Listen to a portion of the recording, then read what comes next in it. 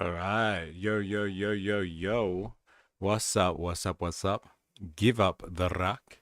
Hello, my fellow revolutionaries. And happy Monday to all of you, especially to those of you who are engaged in the work week and sacrificing yourself selflessly in the service of capital. We are continuing the struggle to undermine that most central social relation here in on this channel and as part of this community, as you would know. So keep up the struggle. Solidarity and our hearts go out to all of you engaged in such. We are keeping up the good fight as much as possible. I hope you enjoyed your sacred weekend, the time at which capital cannot touch us unless there are good reasons to do so. And an adequate struggle has been waged with labourers themselves. So if you had freedom over the weekend, I hope you enjoyed it. And here we are, ready for another, week in paradise. And today we're going to be looking at something which is related to what we have been kind of discussing now for a few weeks, like techno-feudalism, surveillance capitalism, these kind of this late stage and contemporaneous adaptation of the capitalist mode of production in the face of very advanced technology and the Internet of Things, basically. Giving basically the new central component of the bourgeoisie almost absolute information awareness, as it has been called by members of the Central Intelligence Service in America. And like that gives people almost complete control, not only of the working class anymore, but the entirety of the consumer class. And if you think about capitalism being a mode of production, and the idea of production is to kind of facilitate consumption, being able to control the entirety of the consumer class is probably an unfathomable amount of power and control for someone like, Karl Marx or who have you, or whoever, from 150 years ago. They wouldn't have thought that this position would have been possible. And here we are in a surveillance capitalist stage. So hello, Wings of Cheese.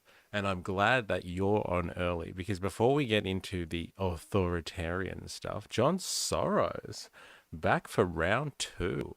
Well, well, well. Everyone's doing the roll call. I even have 4AS in there before the stream started. So hello, John. Hello, 4AS. Hello, Wings of Cheese. And yes, Wings of Cheese, I'm glad you were here early, because we are going to do a segment that we should have done last week, like a couple of times, and we never got around to it, or you were unfortunately not able to be there. So I staved off. And so before we get into the authoritarian stuff, we're going to have a bit of fun.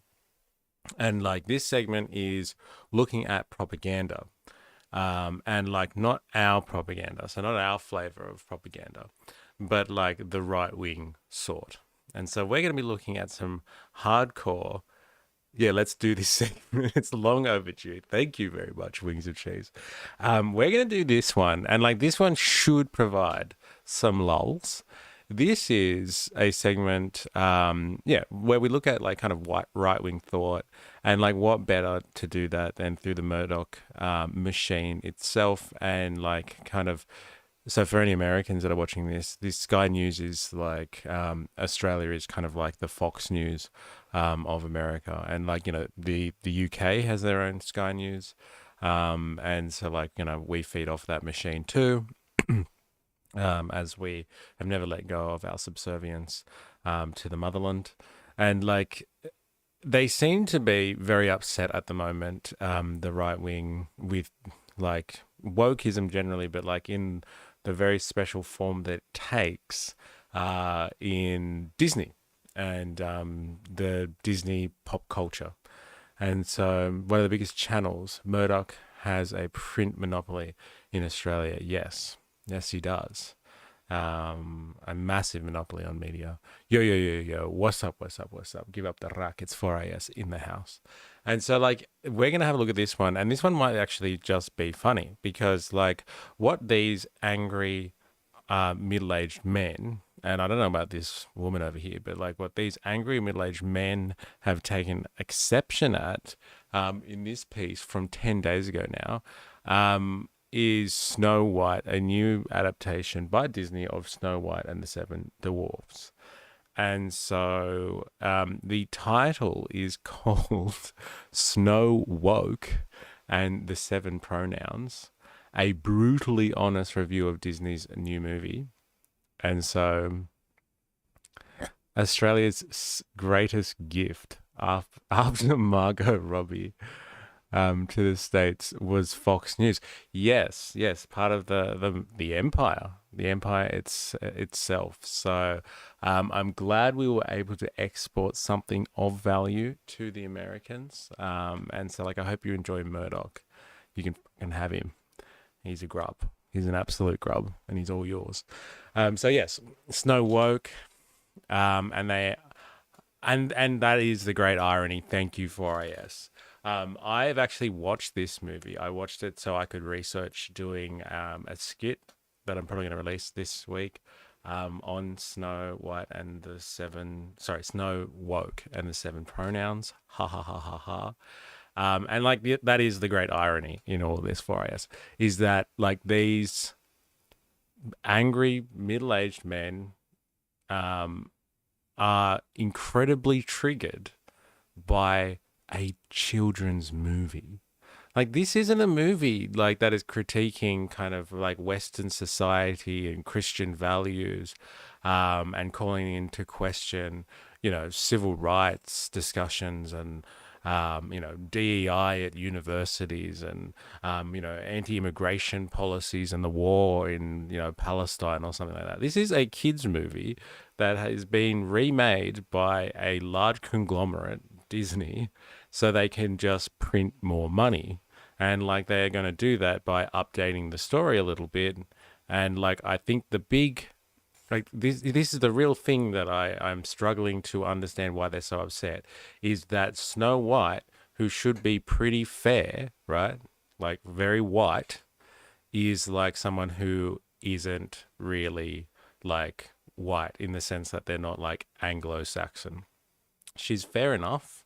She probably gets a good tan and she's got like dark features, like, dark hair and dark eyebrows, but she's not, she's not Anglo-Saxon or something like that. And it is outrageous. It is outrageous that she is not white, I guess. And so like, in all of their kind of their tirades, their crusade on wokeness, because like, it cancels people and like it rewrites history and all that sort of stuff. It gets generally outraged by nothingness. They are displaying the exact same behaviors that they so hate, which is really ironic. Yes, Flores. It is really, really ironic. These would be the first blokes to say, have a cup of concrete and harden up. Yet they are crying on the internet. They're doing the exact same stuff that they claim to hate so much. It'll be funny if they make a video about that stupid meme I sent, and they'll say something like, these damn anarchists are putting Donald Trump in a miniskirt. Where's the supreme leader of Iran? Yes. And it is funny. So let's have a look. And it's a short hit piece. So like, we're not going to be too taken up by Sky News, but then we'll go through the comments and see what's funny in like what's going on in their world, and helping kind of define a large part of working class culture and the working class zeitgeist in the 21st century, because this is really important to understand, like, where is like a majority or a large section of the working class getting their ideological framework from. It's from these idiots. And like, we should be across what they're thinking and stuff like that. Stephen said, every time a conservative cries, a progressive gets their wings. That's a good one. That's a really good one. So like, let's just watch out for if they start clapping in this video, because they're trying to kill progressives. there. So that's a great one. We're gonna have to use that line. So like Stephen Zed and John Soros. Are you guys in the Discord? Because you guys would probably appreciate then some of the propaganda that we throw around in there. So I'm just gonna put the invite there. Do with it what you will. But like, with a line like that, you probably should be dropping that stuff in the Discord, to be honest. So here it is. All right, let's listen to what.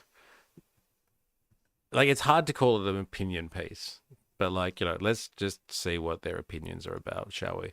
And I'm sorry if this hurts your head, but like, we're gonna do it, and we'll all have a laugh at the end of it. Alternate reality, David Shoebridge on the right side of the screen. Which one's Shoebridge? This guy? I don't know the name. But yes, let's have a listen, shall we? I want to run out of time to review the Snow White movie, so I'm going to, Evelyn, skip straight into that. Disney, as you know, has quietly released now the remake of its classic Snow White cartoon from 1937.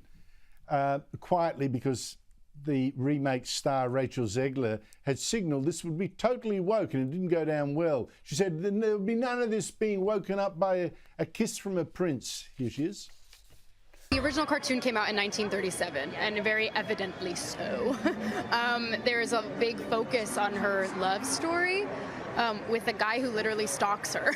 Yeah. Weird. Super weird. So we didn't do that this time. There were reportedly not even going to be dwarfs either. Rainbow people instead. I thought it was a fan protest. And even the word dwarfs isn't mentioned in this remake. The film has people saying, don't mock sleepy as a neurological condition. And dopey, is it really dopey? That'd be rude. Reviews are out now. The Australians reviewer gives it just 1 star out of 5. Evelyn Ray, are you surprised? All I can say, Andrew, is that she'll be very thankful that there wasn't a prince to wake her up so that she can see all the reviews about the movie that she's been. Hey, that was pretty good. Hey, she'll be thankful that there won't be a prince to wake her up. Hey, they're all playing around with that word woke. It's really good. Hey, they're clever. They're clever. But, they're actually saying that this is potentially Disney's biggest flop. I think they've spent over $300 million. Like you said, no. I think they did a whole movie and the reviews were that bad they had to redo it, and even their redo has completely and utterly failed.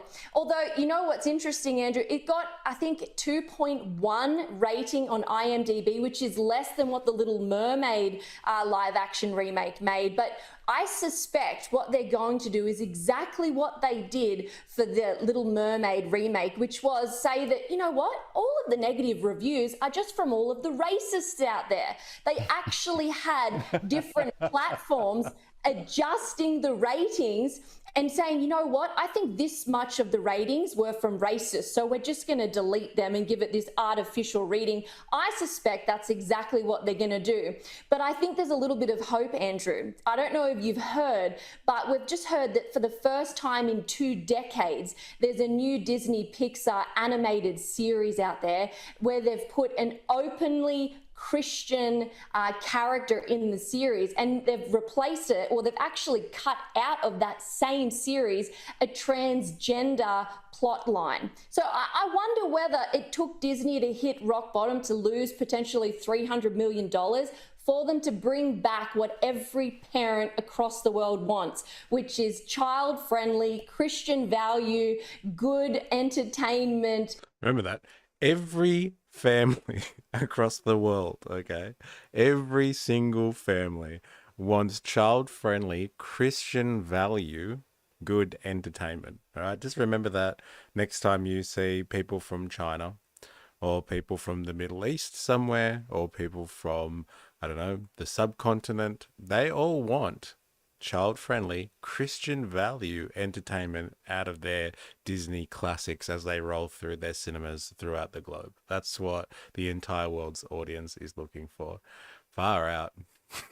What is she even saying? Like, seriously. things for kids again. That's all everybody wants. And so hopefully This isn't a review of Snow White. They actually haven't talked about it. Like I said, like I went and watched the movie so I can discuss it in my skits and stuff like that and make fun of it. And make fun of the anti-woke reaction to it. And to be honest, I didn't see really what all of the complaints were about. Like, I expected it to be like hardcore in your face. Like they had dwarves. No one ever said the word dwarf though, I guess. They had that woman there, like she did get woken up with a kiss. Like I hope I'm not ruining it for any of the people in the stream right now that are hoping to go see this. But she still got woken up by a dude. Like he had to come along and kiss her and stuff like that. So I'm not sure exactly where they're going with this one. Their takeaway is go woke, go broke. Not this company tried to recreate a story that already told and then tried to make more money for something no one asked for. They got punished for making a lazy product. Full stop. Yeah, it was pretty lazy. And pretty capitalist. Let's be honest. They make a lot of return of something that can be consumed in a short amount of time. This isn't like building a house. Disney don't construct things. They make media and then people consume it at the box office instantaneously, or they download it, or they buy it in a store, or they get it from their streaming service of choice, whatever it is. But it's instantaneous consumption, and so they spend a lot of money up front because they expect to get a return on it very quickly. It's this style of experience capitalism that Disney is going for, and it's riddled with this type of stuff. It's just people like Snow White, so let's just remake that. And if they do a shit job at it and it flops, then they'll make their money back, but maybe they won't make a lot of profit off it. But they're not reviewing the movie at all. They're just angry. Flops so hard that they finally learn their lesson. Will they, James? Well, Andrew, woke is a poison apple and Disney have had a big bite of it. This movie should be called, they should call this movie Snow Woke and the Seven Pronouns. It's so bad. If you were to watch this movie on an aeroplane, Andrew, you'd walk out. No, well, thank you very much. I actually, even if it wasn't my imminent death, I wouldn't. I'd watch in fascinated horror about how the 21st century started off so poorly. That's what I would do. I mean, fancy, honestly. Fancy I've what? Got to go, guys. Thank you so much, James. Fancy what? What was it that was so bad about this movie? They haven't actually said. It's just that the main character said that she was being stalked or something like that, and she's not white. What did they actually say? They got all these jokes from ChatGPT. I wish, I've tried to get jokes from ChatGPT, and it's not always very creative, I must say. Let's ChatGPT this. Because, I don't know if they're telling the full story here. Was the new Disney remake of Snow White a flop?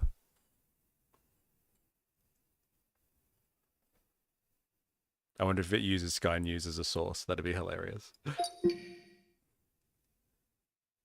Has underperformed both critically and commercially in its opening weekend. The film earned 43 million domestically and 87 million globally, falling short of expectations. It's 143 million. Second week saw significant decline. Earnings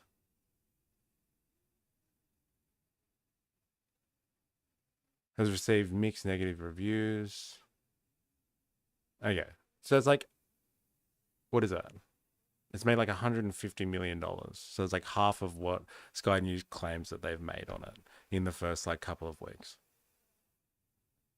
But I didn't actually hear them talk at all about why it's so woke and why it's a disaster. They didn't review the movie at all. Let's get into the comments, shall we? You should go on Andrew Bolt. Haha. Love how they have an opinion on the bottom left, every News Corp shit out there isn't an opinion piece. Yeah, it's all just horrible opinion piece stuff as well. They don't actually talk about anything, empirical evidence for stuff. They don't talk about interviewing people that have been places and done things. They just literally just They said nothing. Like, she started talking about other movies. She didn't even talk about Snow White. Okay, the prince didn't stalk Snow White. The queen did. Okay. Woke is a poison apple and Disney took a big bite. What a line. What a line. Savage takedown. Prince was actually saving Snow White, not stalking her. Okay. I love Sky News Australia. They are really brutal. We need this in America. Okay, for the Americans watching, you need Sky News. Like, you haven't got enough already, apparently. It's not good enough what you have. You need more. Heaven knows why they chose Rachel Zegler. I find her deeply irritating, opinionated, and narcissistic. No warmth, no charm, no sincerity, totally fake. Like, this is a pretty opinionated comment. So, like, by your measure, this is a rather irritating comment, I would say. Walt Disney would be disgusted by what happened to his empire. Right. Right.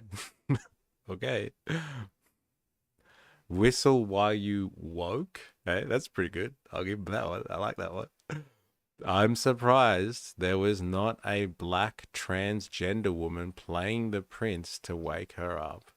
Like, well, that's what these people expect. I guess, like, the people that are going to, like, you know, take a stand against the woke machine and stuff like that. It doesn't quite hit the same without the accent. You're actually covering Snow White. Zegler is a very abrasive lady, to be fair. All right. Well, thank you for coming in and mediating there, Jerry Poppins. I'm sure she is very irritating. But, like, this is exactly what they expect. When you see a headline like this, like Snow Woke and the 7 pronouns, like, kind of thing, you expect that, like, the person that woke her up was a black transgender woman. But, like, it's not. It was a white dude.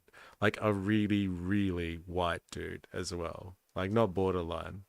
Like, hey, what did they mixed with? Like, kind of thing. Like, literally. Like, he was as Aryan as you get. Any prince would refuse to save this Snow White. Ooh, snap. What a takedown. I hope that Zegler woman's crying now. You got it, mate. You nailed it. Snow White and the 7 tickets sold. Pew, pew.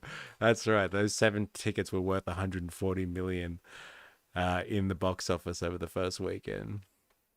Off-White.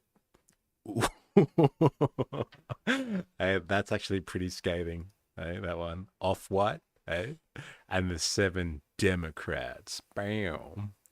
Man, it's just burn after burn, this one. We better open up a segment to go with this. Called the Burn Unit. Because, like, yeah. The Burn Ward, sorry. Because we got a lot of burns to heal after this one.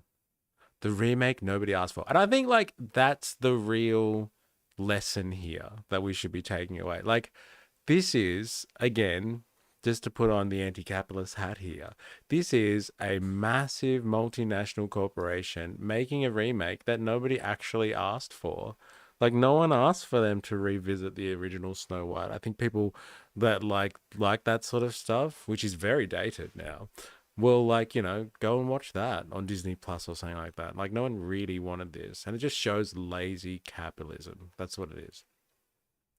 They've got an existing product that they can repackage and sell to people because they know it's going to work.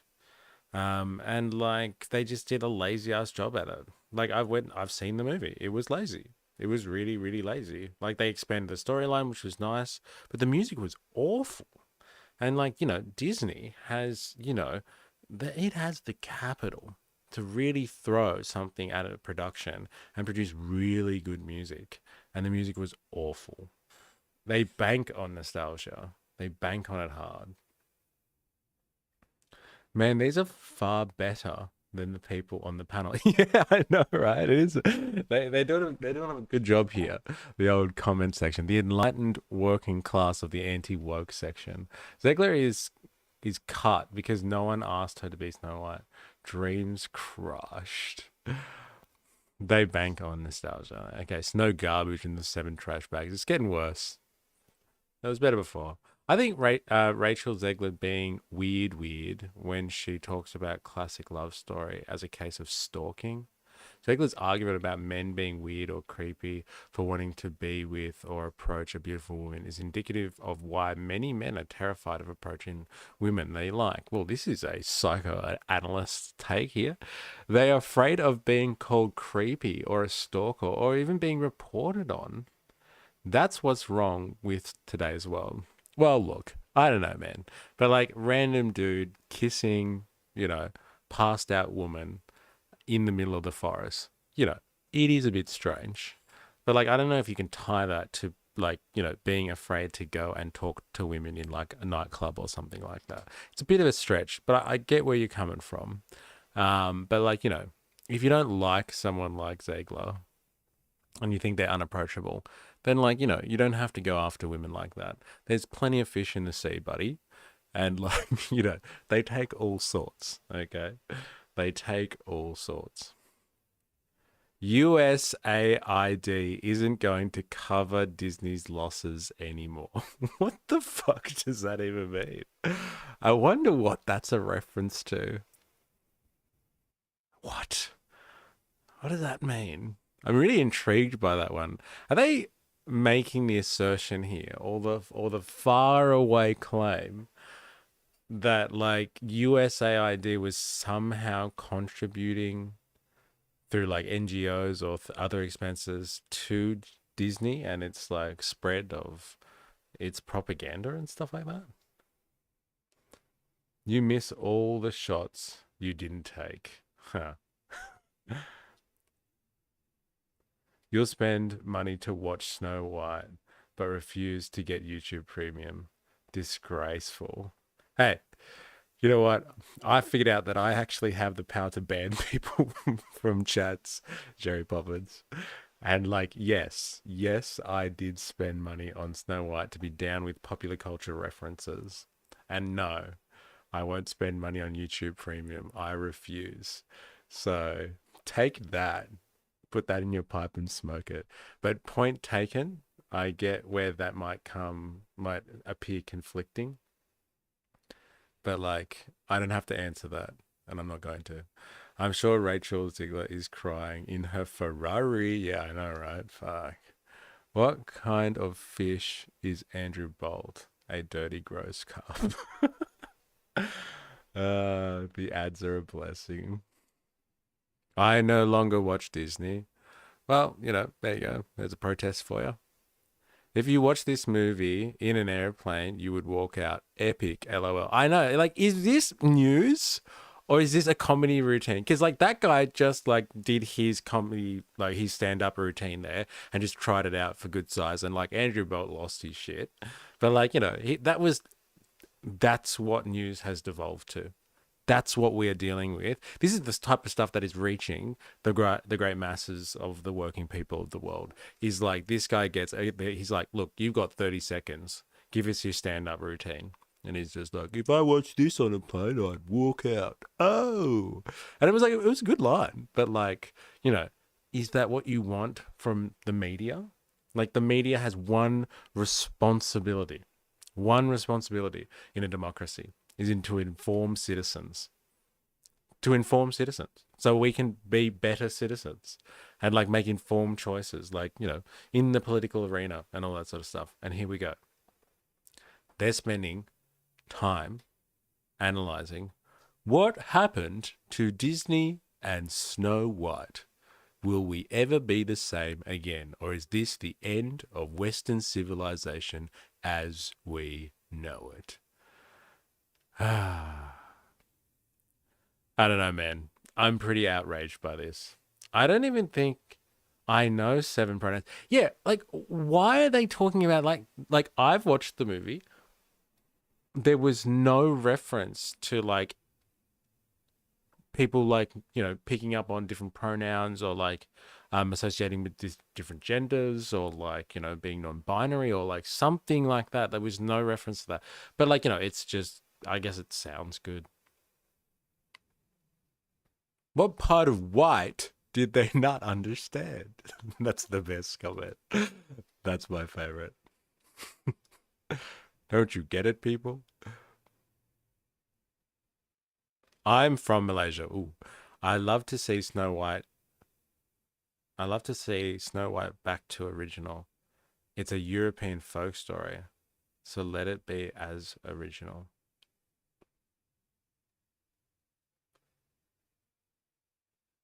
Northern California loves you guys. Super funny.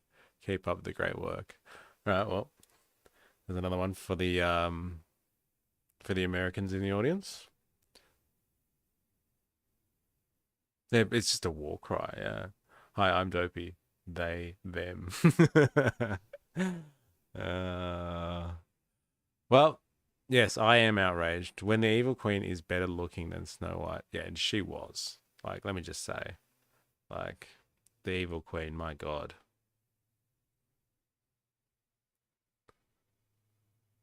I don't know, man. Woke equals broke. Come on, get a new one.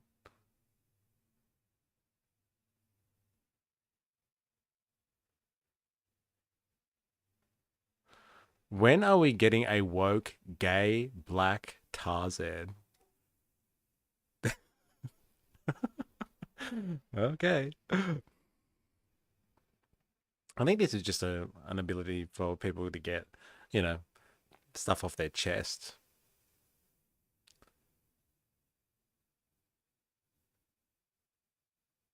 Disney, this is pretty good. Disney would have been better off financially if they had just released this movie straight to VHS. Snap. Wow. Lovely. All right, well look, I'm done. Isn't that Black Panther? That's pretty good. All right, well I'm done with this segment. I'm outraged now. Absolutely outraged.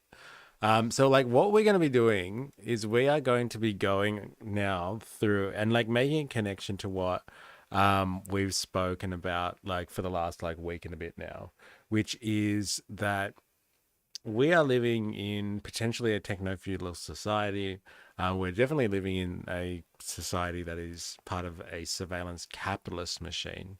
And like the last week on Friday, if you missed out, we were actually looking at this idea, or actually like throughout the week actually, but like Friday on YouTube, but like we were looking at this idea of the network state. So like the network state is, for all intents and purposes, is like kind of the ideological manifestation of like the Silicon Valley kind of outlook that like because of the immense data that they control, or the technology they control, how like they produce more value than like many countries around the world, and they are able to kind of influence governments and politics and like no other institution really has the power to do in the modern age. Like the manifestation of all of that power basically, and that all of that control means that like these people, these tech bros, actually are starting to think about how they can recreate society in their own image.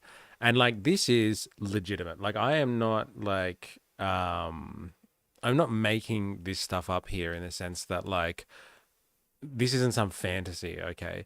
The tech bros are investing in projects to kind of basically create these libertarian oases around the world. There's one in Honduras, there's an island off Honduras, and there's a city on the mainland. They're creating cities that are completely controlled by private interests. So you have a big tech bro or a couple of tech bros that like, you know, they're basically, you know, multi billionaires, and like they've bought land off like a sovereign government, and they go to like a sovereign state and they say, give us land, give us basically autonomy over this region, and like, you know, change your laws to make us sovereign within your borders. And so like they create these like basically these private gated communities, these gated cities. and they're called network states, and they're actually like kind of connected to basically other network states, but they're basically just controlled by a bunch of rich people, and like it's just anything goes there. There's no real rules. You can set up businesses there. They have like, you know, they form their own rules and regulations. They probably have their own like ways of doing kind of taxation and everything like that. But basically, like in the Honduras example, they just have a bunch of like Honduran like locals or something that are just like that do all of the menial work there, that like, you know, like clean up after like all of these rich people. So it's like literally just an oasis for rich people, like a city for rich people. And like it's more than just like a holiday, right? Like because like these places have negotiated with the sovereign nations that they exist within to be like completely autonomous, and like, you know, basically set up their own legal structures and their rules and their own basic societies and stuff like that. This was before techno-feudalism. I think Walt Disney tried to do something similar to what you're talking about. He wanted to make a libertarian microstate. Whoa. Hey, with like great, incredible power, right? Becomes this like, you know, narcissistic worldview where you just want to create things in your own image and you think you're just wonderful, and like people just flock to these new worlds that you create that are like just exist outside of the system.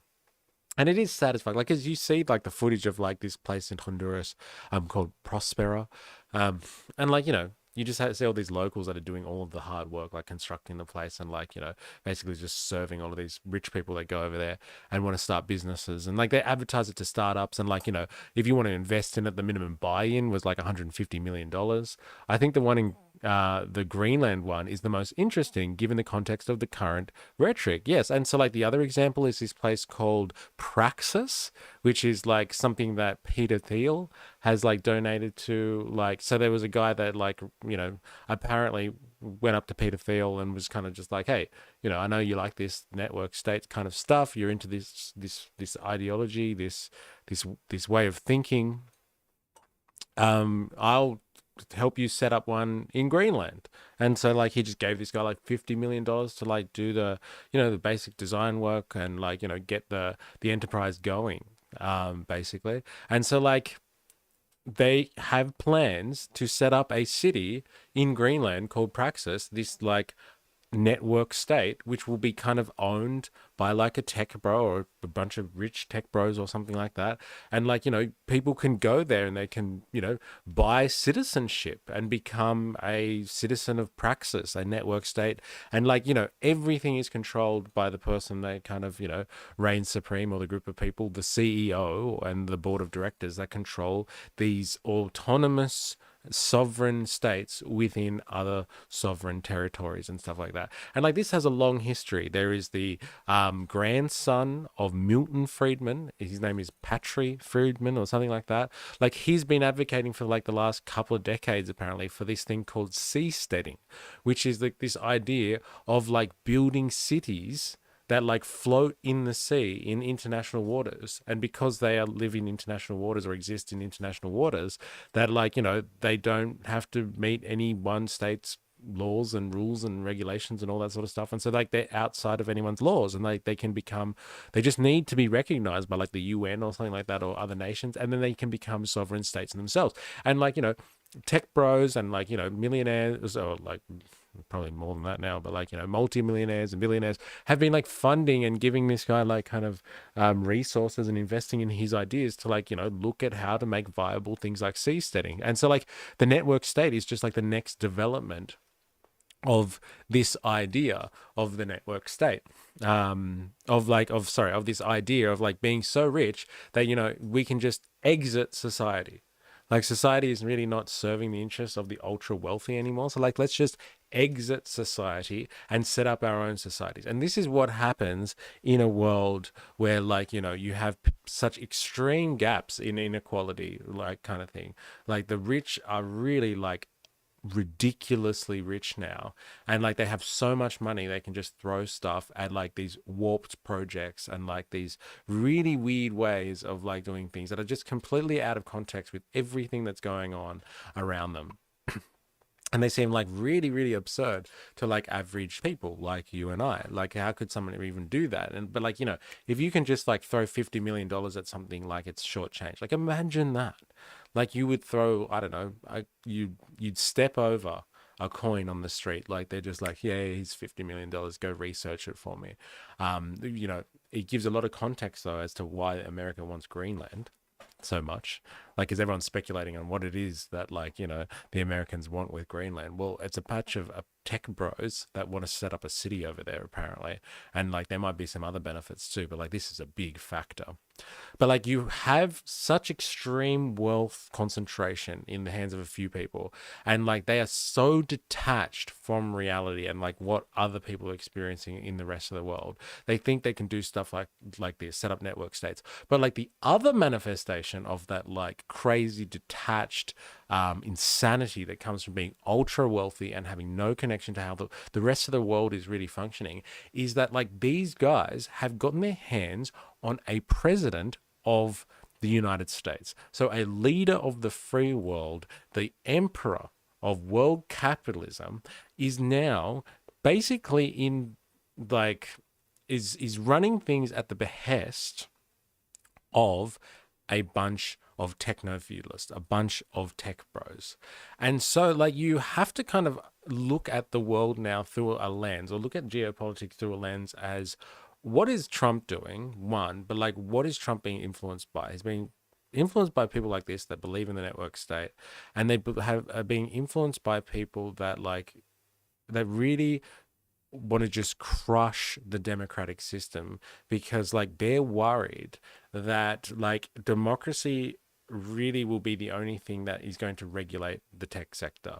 Like it's starting to come. You can see like Europe have got good regulations, or like, you know, relatively good regulations on the tech industry, and like that sort of stuff was coming in America. Like Biden was starting to kind of turn the screws a little bit.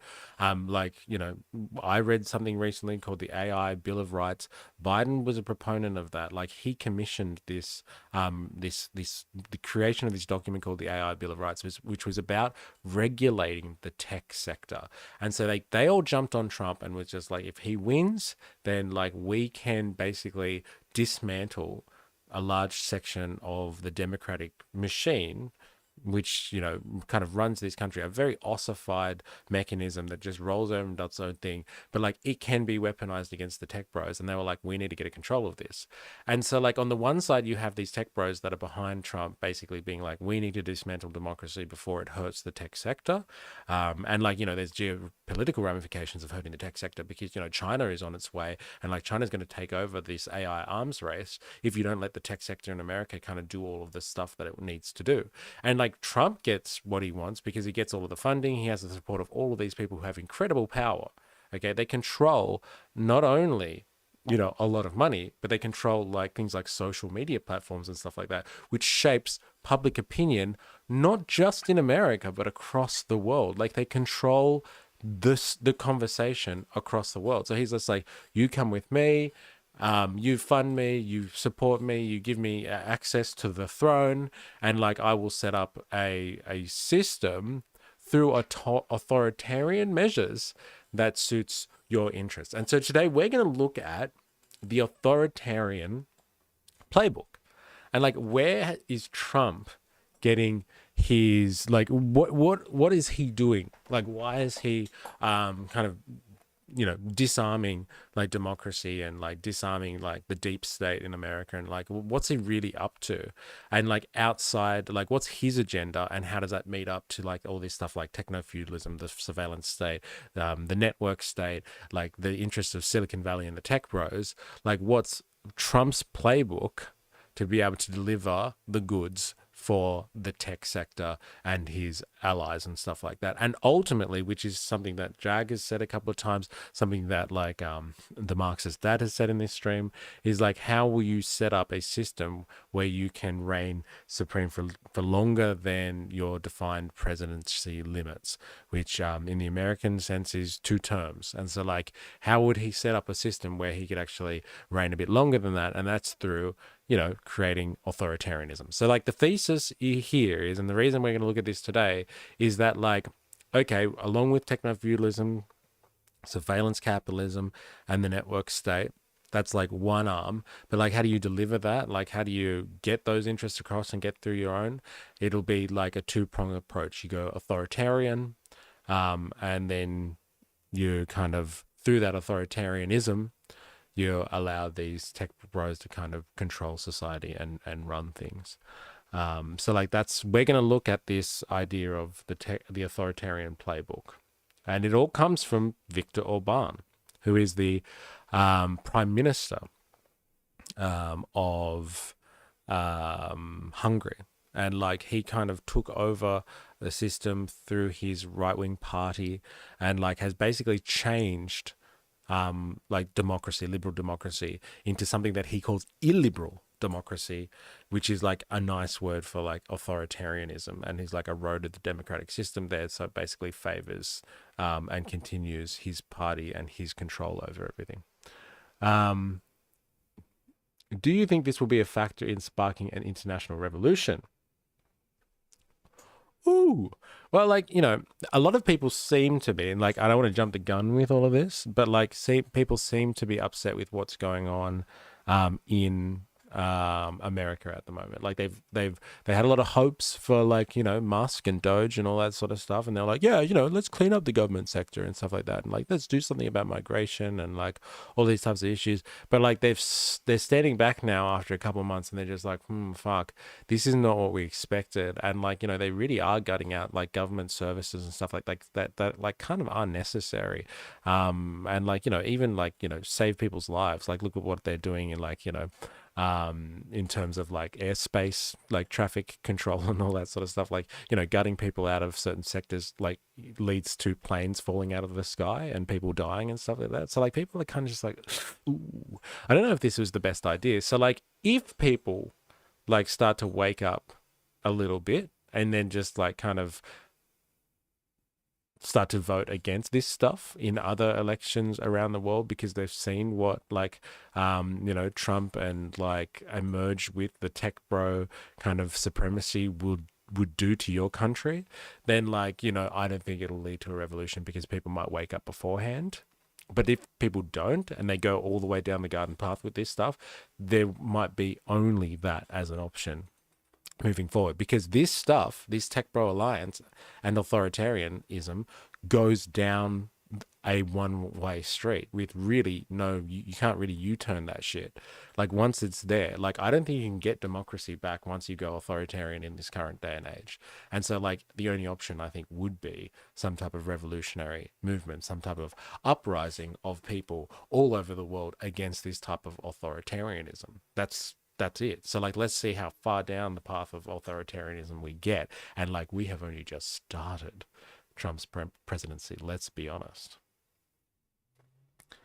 They become so corrupted by money and power, they lose their humanity.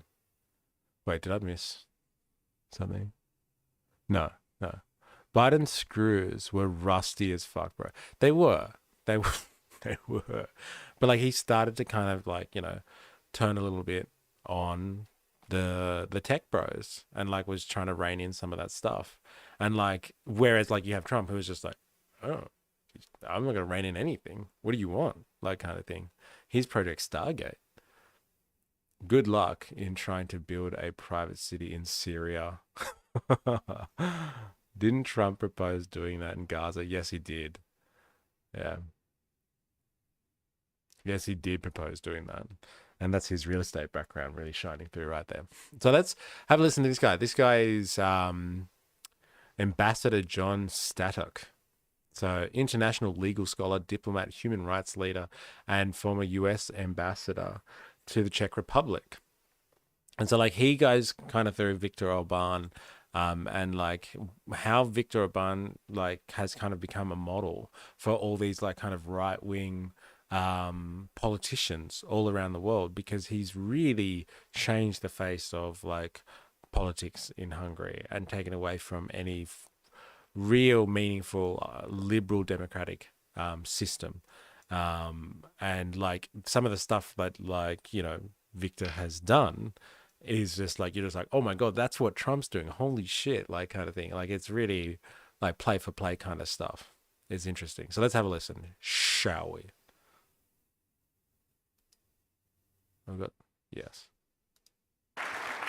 Thank you, David, very much. And that lunch was superb, and I'm amazed that everybody has come back after it. I mean, normally a lunch will put people who are at a conference on a different path, but that's a sign of a very well-organized conference, not, at least in the case of this speaker, the draw of the next speaker. But in any event, thank you all for coming. I'm going to talk about how leaders govern, and how governance is actually related to democracy. It is related to democracy. In fact, how you govern, in fact, has a great deal to do with it, as we'll see. And I'm going to give you a somewhat novel perspective on what's happening here in the United States by taking you abroad, as David says, and introducing you to the president's favorite European leader. And when I say the president's, I mean President Trump, of course. European leader Viktor Orbán, and Orbán's formula for transforming democracy through governance into authoritarianism. So as you know, and let me give you just one little hint of what this is going to look like, if I can get this to properly work. Yes, there they are. I've just introduced you to Viktor Orbán. As you know, Orbán is the longtime leader of Hungary. He's a political model for our president. So his rule is a window into what the United States might look like under Trump. The similarity between the Trump and Orbán governance personae is striking. And based on the past few weeks, I'd say our president even seems to be outdoing Orbán, and I'm going to talk a little bit about that. Whether he can succeed as an authoritarian in the U.S. the way Orbán has succeeded in Hungary will depend on how Americans react to what's happening here.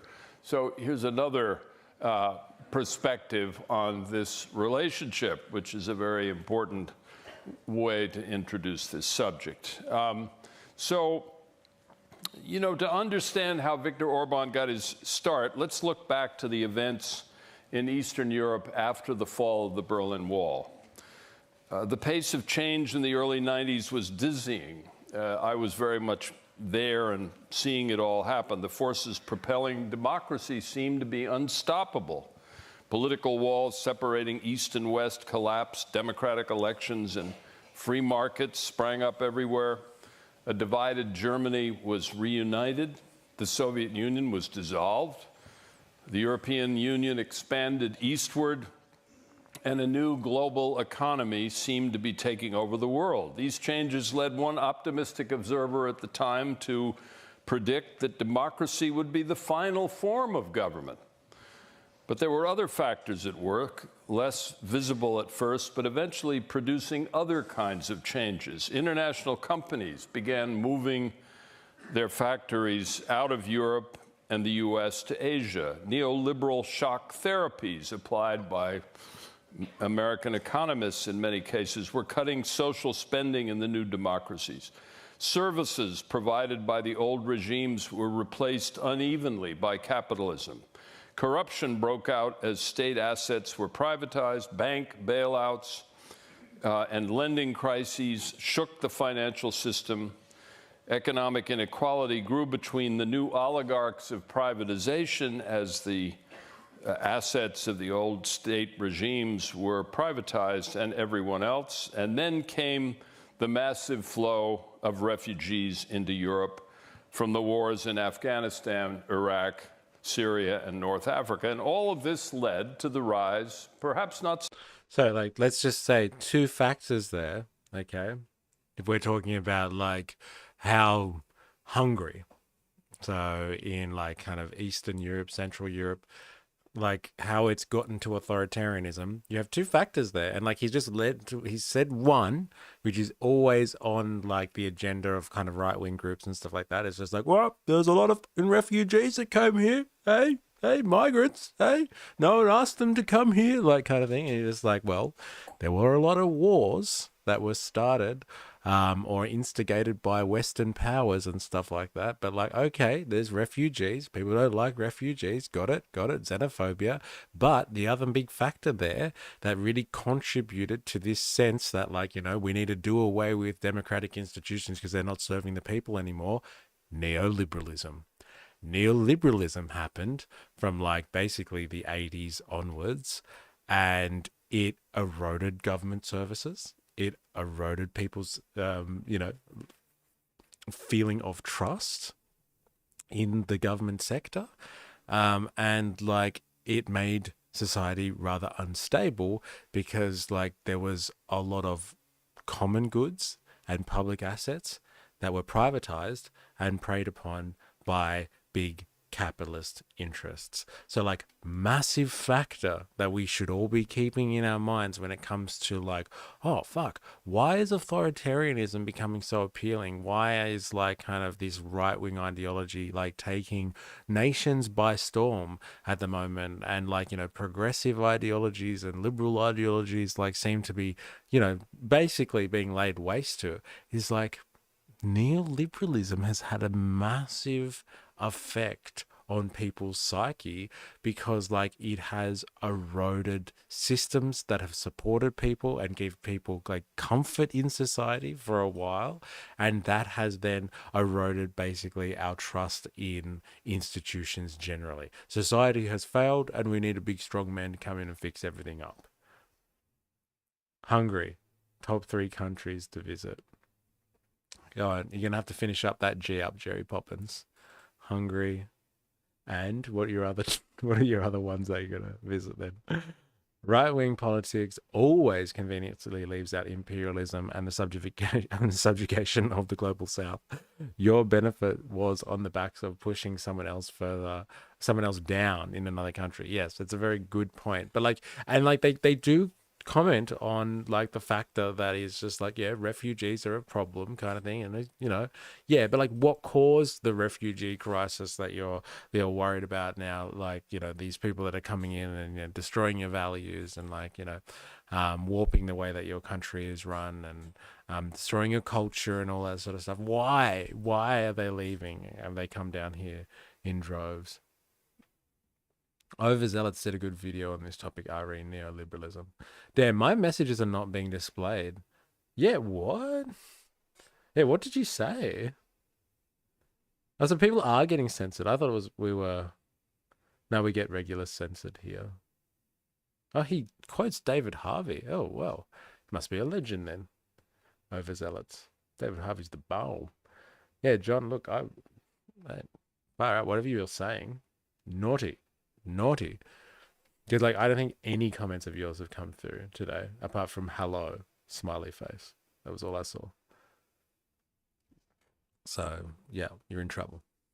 So, like, let's just keep this in mind, okay? Massive factor in, like, authoritarian, like, if you want to make an authoritarian stew here, and you're, like, throwing in ingredients, like, post it again, same thing, doesn't go through.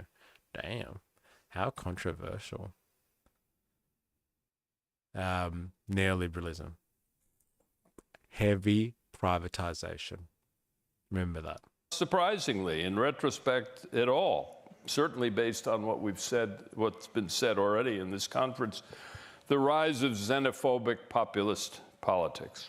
First in Hungary and then across Europe, populist pushback against the huge, disruptive and disorienting changes that were affecting so many people. And this is when the assault on democracy began. And for 7 years, I was in the middle of it in Hungary, where I was the president of Central European University, as you've heard. And I saw firsthand how a politician like Viktor Orbán could very effectively manipulate a populist rebellion to take over a democracy and govern it as an authoritarian regime. And when my term at CEU ended in 2016, my wife Ellen and I, of course, who's here, returned to the US in time for the first election of Donald Trump. And our friends at the time, I can remember joking that maybe we were carrying the Hungarian anti-democracy disease back to the US, but the disease had already spread. I think a good starting point to resist the totalitarian control they have right now is to be educated, informed on the topics of how we are being surveilled and controlled digitally. Fuck. What was so controversial about that? You got it through in the end. I think a good starting point, yes, I do, sorry, quotation marks seem to have fixed. Okay, so like somebody else said it, wasn't me. Just remember that one. That's a good way of doing it as well. Yeah. You know what that aligns with actually for us? We did like this podcast, and there was this thing called the AI Bill of Rights, which is basically a bill of rights for humans against the oncoming AI revolution, and how it's basically going to control like every facet of our lives and our interactions socially very soon. Anyway, what was happening on like social media accounts they were saying was that like if someone was like racist or something like that and said something untoward to one group of people, like algorithms were picking up not on the first racist comment, but like if somebody responded and said like you can't say that, and like, you know, said the same thing that the original poster had said, then the algorithm would pick that up as racism because they were just like quoting someone else. And so like they had to like algorithms had to be fixed as moderators in chats and all that sort of stuff to not cancel out or censor people that are responding to racism by like quoting what other people are saying. And so they had to update algorithms to not like basically stop people from responding to racism and hate speech and all that sort of stuff. So maybe if you just put in quotation marks something that is like usually going to be censored, then like it thinks you're just responding to somebody else saying something that's censor worthy and not you. So like maybe that's the trick with the quotation marks. But like, yes, I think it's a good point, which is like one of the main missions of like this movement and this channel is like we need to educate people and like bring about a level of consciousness, because like there is a vast level of unconsciousness out there about this type of stuff. Like people don't understand like what's happening in terms of like surveillance capitalism, techno-feudalism, like just all of this sort of stuff. Generally people don't understand all of the crazy stuff that's happening at the moment. And so like you can't expect people to resist anything like a slide into authoritarianism based on surveillance capitalism and like, you know, the more nefarious plans of the tech bourgeoisie if they have no idea that it's going on in the first place. You can't expect people to resist anything if they have no idea what's going on. If just on the surface they see, you know, Trump and Musk getting together and trying to make the government more efficient kind of thing, they're just like, yeah, why not? A bit of more government efficiency, that's nice. I would like to get a return on my taxpayer dollars, like kind of thing. But like they have no idea all of the stuff that's like happening under the surface. So yeah, you're right. It's all about education, like massively. Well, look, that's my speculation. Yeah, they are topics that should unite liberals and leftists. Well, they should unite them. But like, you know, I'm very wary about liberals, I must say. You can only polish a turd so much, and that's all that liberals do. As you've heard, certainly in the US, but also in Europe, by 2014, a European Commission poll had... It's that AI thing, Warriors. They're trying to allow people to respond to things that are censor-worthy, so they don't get captured by the censoring as well. You've been censored on that before. Oh, not today. There you go. So like we've figured out a way to game the system here. We'll have to figure out a new way soon before the AI catches up. It's the arms race.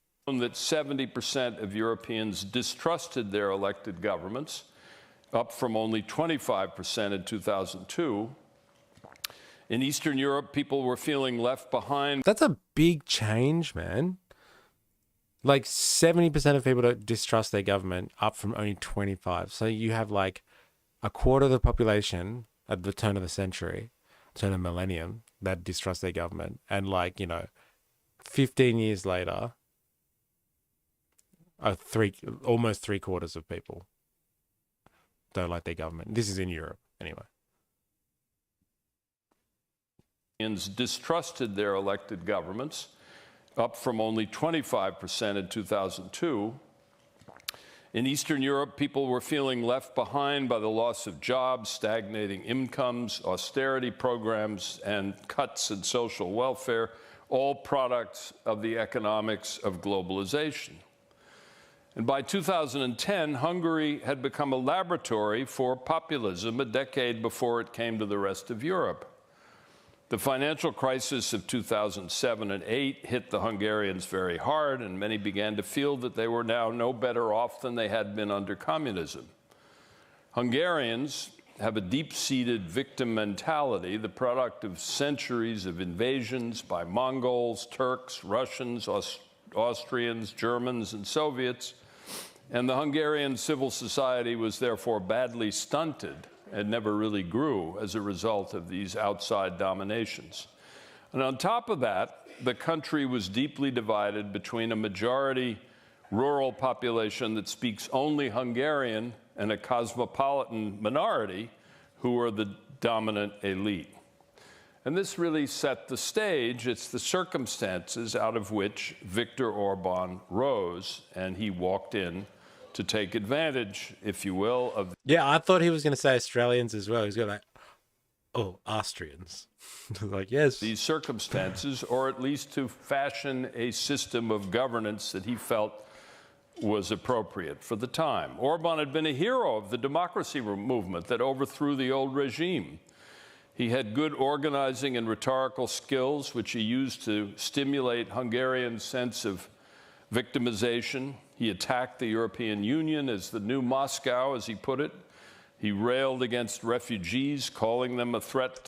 So, like, this is a big, like, authoritarian playbook, massive victimization complex. It's really funny because, like, the MAGAs and, like, the right wings and, like, all that sort of stuff, the Trump supporters and stuff, like, they hate the wokies because, like, they're always with the victim complex kind of thing. But, like, a big part of, like an authoritarian right-wing kind of playbook is to make, like, to play up your victim complex stuff. Like, you're the victim of, like in America, like J.D. Vance, like, America's the victim of globalization and the evil globalists and stuff like that. Like, lo and behold, like, all the globalists he's been talking about came out of in America in the first place. Like, very few, like, globalists from other countries have really been able to prey on America. They might deposit their money in America and buy American bonds and, like, buy American stocks and stuff like that, and, like, fill up their reserves with American cash. But they're not, like, preying upon America. Not like American globalists have gone around, like, preying on the entire fucking world kind of thing. But, like, they will play up the victim complex, like, massively. They really spend a lot of time on this creation of this sense that, like, the nation that you're in is under attack. It is significantly under attack by some, like, evil other, whatever that is. And, like, in the case of Hungary, it was, like, the Europeans and the European Union who have turned into the new Moscow. Like, if you know much about, like, the history of, like, Central Europe and the Eastern European countries that were basically under the rule of the Soviets and stuff like that, like, they really, really dislike the Russians and, like, the Soviets and stuff like that. And, like, them getting their freedom was, like, a massive thing when, like, the Berlin Wall fell, and, like, it was the dissolution of Soviet Russia and all that sort of stuff. Like, they were all able to grab their independence. And, like, a big part of their modern history is, like, this idea that, like, Like they were once under the clutches of the evil Russia and now they're free kind of thing. And so for like, Viktor Orbán to compare the European Union to the new Moscow or something like that is just like, they are fucking public enemy number one. They are the ones that are oppressing us and they're keeping us down. Like where like, Hungarian culture could be up here and the Europeans are kind of holding us back and they're like manipulating us for their own profit and their own benefit and stuff like that. So like, this victim complex stuff is huge for the authoritarian to come in and convince the population to do away with democracy. My beef with the wokes was that when I didn't know what it was or it meant, they screamed at me in real life for not knowing. I was new to the country and didn't know what non-binary was. And this is the problem with and this is why we have a big problem with woke and all that sort of stuff on this channel, or like it is divisive for the working class. Like if you can really stand on your soapbox kind of thing and like virtue signal in such an abrasive way where like anyone who doesn't relate to you or like basically know what you're going on about from the get-go is like against you, like where's the inclusivity in that type of ideological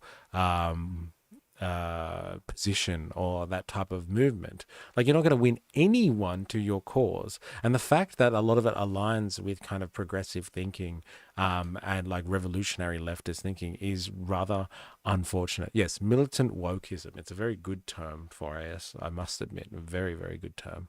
And so like, you're not going to win any friends if you're just a militant douchebag, which is a problem with like wokeism and is why it needs to be dropped, because most of it is associated heavily with identity politics, and identity politics is the playground of like basically militant right-wing people who like to make examples of why progressive thinking is so stupid and why leftist thinking is so stupid and stuff like that.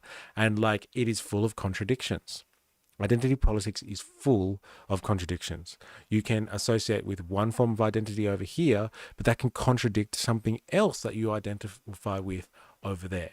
And so like if you just remember your material conditions, which is like your position in the economy, basically, and the value production system, where you sit within that material framework, that's all that you really need to worry about. You can get involved in ideological skirmishes if you want, if that aligns with like your principles and stuff like that, but you shouldn't build a movement and you shouldn't build a revolutionary movement on ideological battles. So like identity politics and stuff like that, especially with those type of douchebags out there, like because they just push people away from our cause. Laughing myself, if they had explained with kindness, I would have been more open-minded about it. Exactly. And that's why we don't get involved with that type of stuff. And like, we're going to reject a lot of that type of stuff because, it has no material basis. And like, you can't really talk to people on those grounds. Like, these people are just fucking idiots. Gaslight, gatekeep, girl boss. Did I read that right? Yes, I did. Before I asked, you surprised me.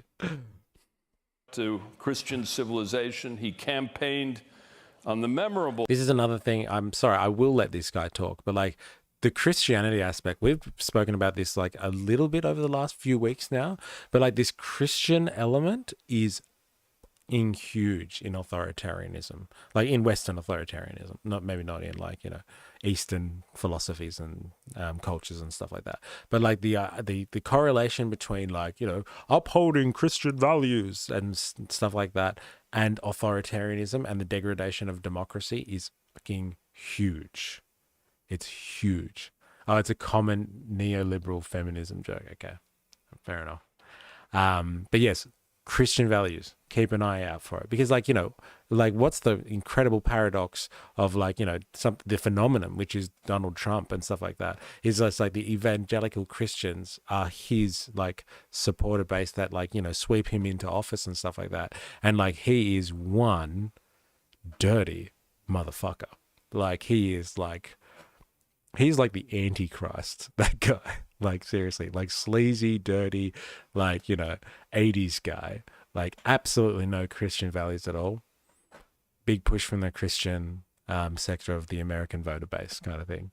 But like, because like what he represents politically, that aligns with some good old Christian values. Slogan, which we came to hear much later, "Make Hungary great again." And he promised Hungarians. He came up with that. I have said so many times, like, the best slogan in like modern political history, "Make America great again." Make America great again. Like, such good political rhetoric. Like, you know, everyone can get behind that because you can apply it to your country and any country and stuff like that. And like, Viktor Orbán came up with that. You know, surface level virtue signaling is a basket of deplorables. Hillary Clinton stuff. Yes. Yeah, just everyone who doesn't understand what you're talking about or isn't with you is deplorable. I want to double check that. I'm going to use the same thing. I don't care. Let's talk.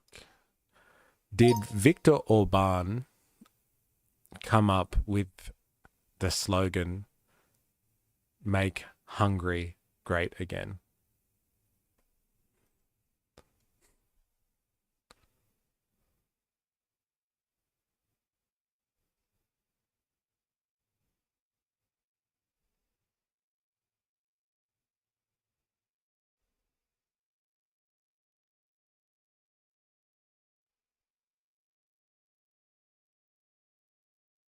Oh.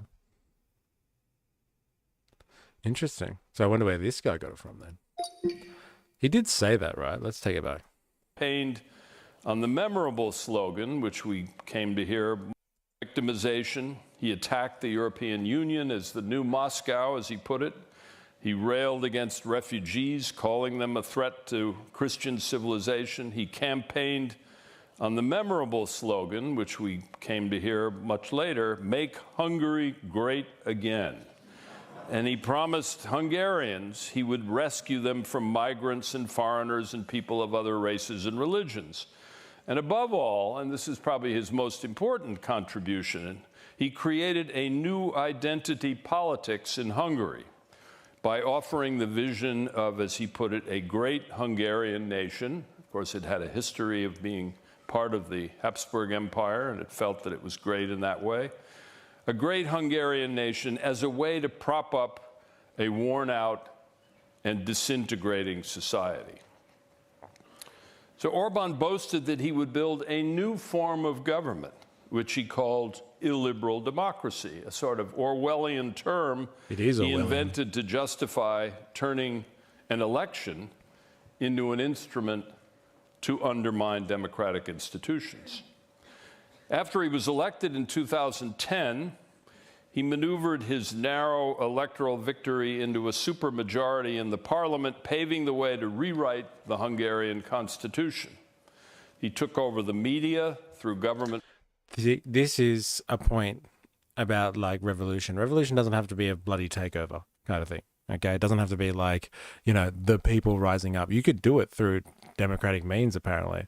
And like, he reconstituted. That is a revolutionary act. Changing the constitution of your nation to allow you to do new things will revolutionize the makeup of society. So that's a social revolution. So you can do it outside of like a revolution in the means of production and like, or the mode of production. And so like, he has revolutionized society. He got a supermajority and then rewrote the Hungarian constitution to suit himself and his party's interests.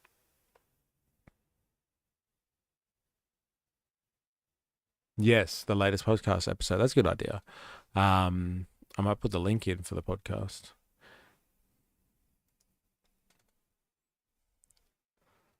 Unless you have it for us.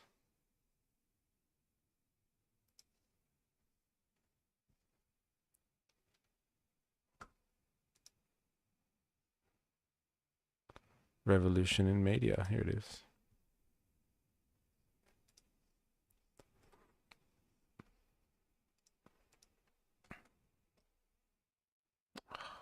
Wrong one.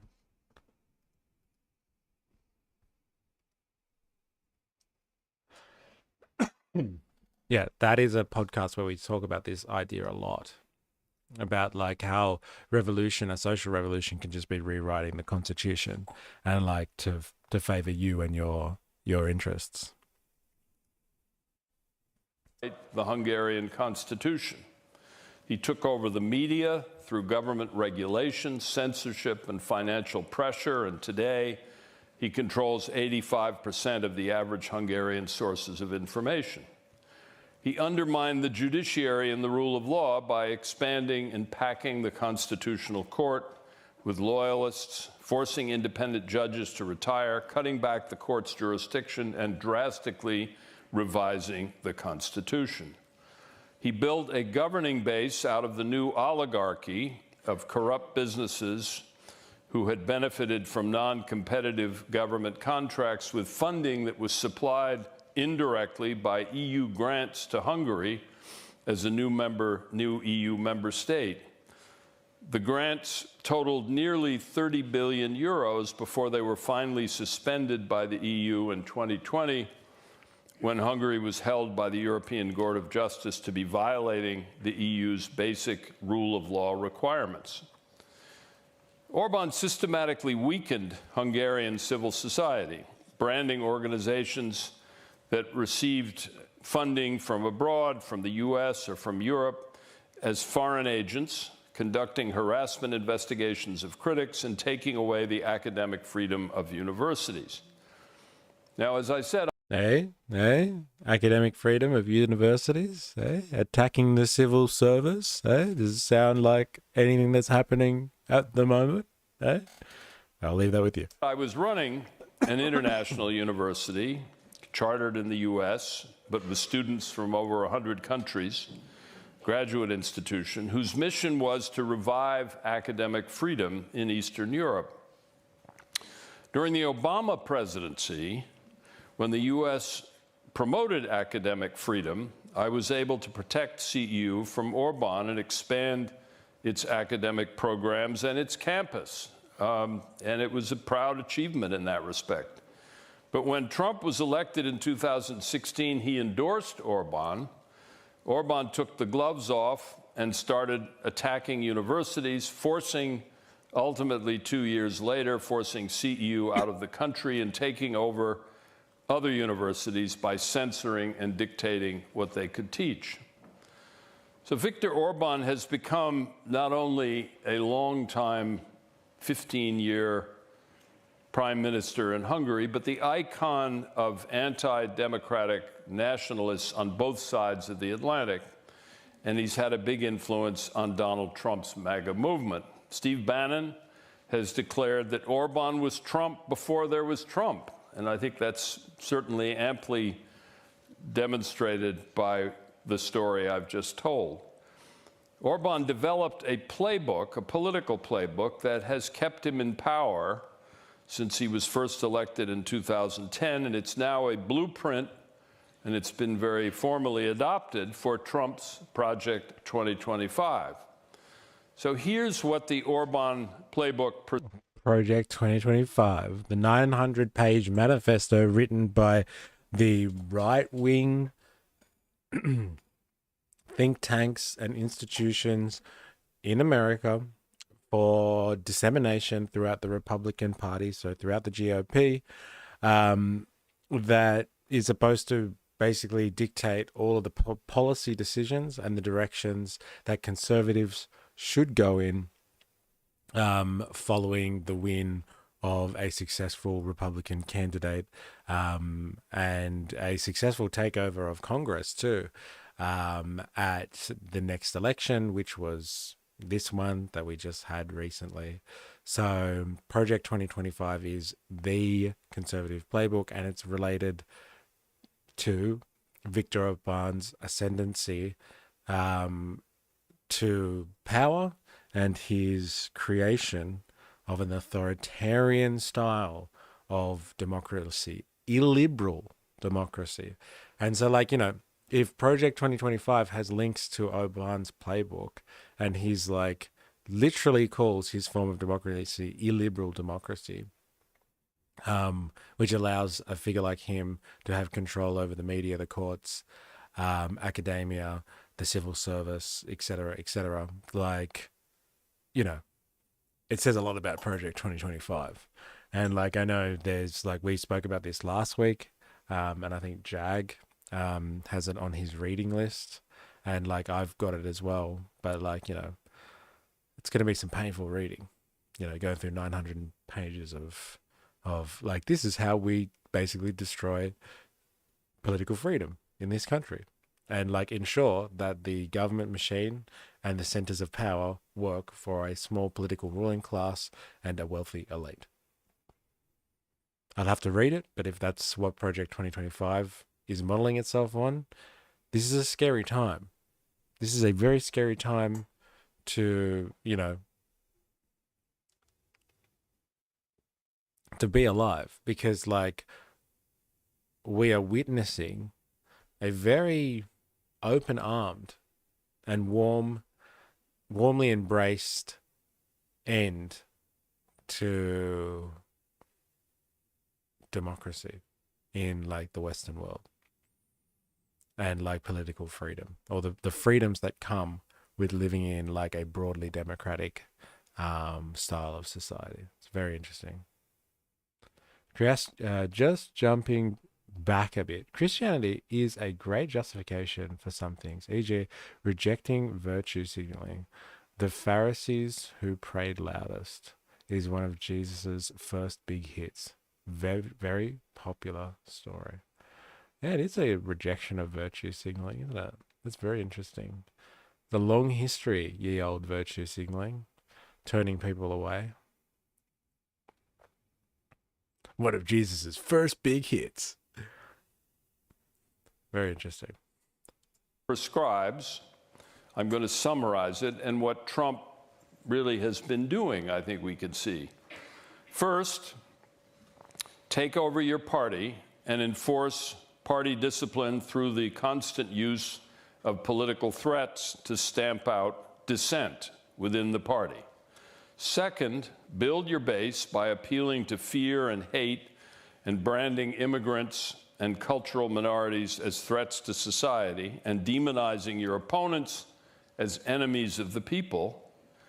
Third, use misinformation, disinformation, and lies to justify what you're doing.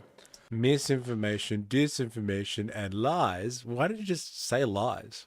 Just like spread lies about your opponents and stuff like that. Just say it, man. Fourth, use your election to claim a sweeping mandate even if you don't win a majority. And as I'll point out, I've heard this one a lot from like, you know, like Republican and conservative like pundits and stuff like that. When they talk, they're just like, the people have spoken, like kind of thing. It's just like, we got a majority. And it's like, and then you hear like, you know, people that are Democrats and stuff, they're just like, oh yeah, it was only just like a slim majority and stuff like that. And they're just like, it's a majority nonetheless. One over the line is still a majority kind of thing. But like they make it sound like, you know, this was just like, you hear the rhetoric that is coming from like Republican supporters and all that sort of stuff, or MAGA people and stuff like that. It's just like, the people have spoken. Like, you know, this was, they've given us a mandate to kind of revolutionize America, and where it's a war on everything kind of thing. And like, yes, the people have given us an overwhelming mandate that this is what they want to see, like kind of thing. And they're fully justified in basically anything, He went platinum with that one, and Trumpy sampled the tune and make another pop hit with it. Yes. Great stream, mate. I will be hopping off. We should do Project 2025 reading streams. It'd be a massive drag. Yeah, you know what? I might do it. I might have to like pick sections out of it or something. It's not a bad idea, Wings of Cheese, because it would be interesting to see inside the head of the conservative zeitgeist and like what's in store for the free world, I guess, over the next 4 years. But yeah, thank you. And it was a good segment, good suggestion there with Snow Woke and the 7 pronouns. Thank you. Later, that's certainly been followed very clearly by President Trump. Fifth, centralize your power by destroying the civil service and dismantling the professional government. Sixth, redefine the rule of law as your rule by executive decree. That's an interesting one, Seventh, isn't it? Like a lot of executive orders flying out. I remember like watching on his inauguration, like the first thing he sat down to do was like to fill out like 20 or 30 executive orders. And like since then, it's just been executive order city, like kind of thing. Rack city, executive order style. And he's just like, you know, fucking pumping them out. Like, you get an executive order, you get an executive order, like kind of thing. And like, there's a lot of legal challenges over them too. Like people are just like, but like, just because you've got an executive order doesn't make it legal. Like that's outside of the president's remit and stuff like that. And it's just like, it's too late. It's too late. Like sometimes action's already been taken on the executive order, even though they have no legal grounding, and like people like dragging it through the courts, but like stuff's going on in the background and things are getting changed, and the court system, the judiciary system can't move as fast as an executive order. And so like this playbook is incredibly efficient too, because like people start doing stuff based on executive orders because they think they're doing the right thing because they're listening to the commander-in-chief, and like the judicial system like eventually gets around to be like, no, they have no weight and you can't do that, and they have to reverse stuff, but like the damage is done, and can you reverse it completely? And in the meantime, power grows because like you're whittling down the institutions of governance, you're whittling down the things that support democracy, really. It's like, it's incredible. And if this is really what Viktor Orbán's playbook was, and like, let's just be clear, Viktor Orbán didn't pull this out of nowhere. Authoritarian types have been doing this stuff for a long time. Like he would have had this playbook and developed it from other authoritarian figures throughout modern history. But like he's honed it, and Trump's just picked it up and applied it to what he needs to do. Eliminate checks and balances and separation of powers by taking over the legislature, the courts, the media, and civil society. Eighth, create an oligarchy to supervise the economy and reward it with special access to state resources. Ninth, an oligarchy? Hello? Like the tech bros and stuff like that. And they've been given like, you know, license through Doge, like Musk anyway, to do some pretty crazy stuff and get their hands on some pretty crazy information, like, you know, through social security and all that sort of stuff, like through the IRS, and like, you know, like the way that they've been like asking for information, getting access to information, like in a department that's not even really an official department as well.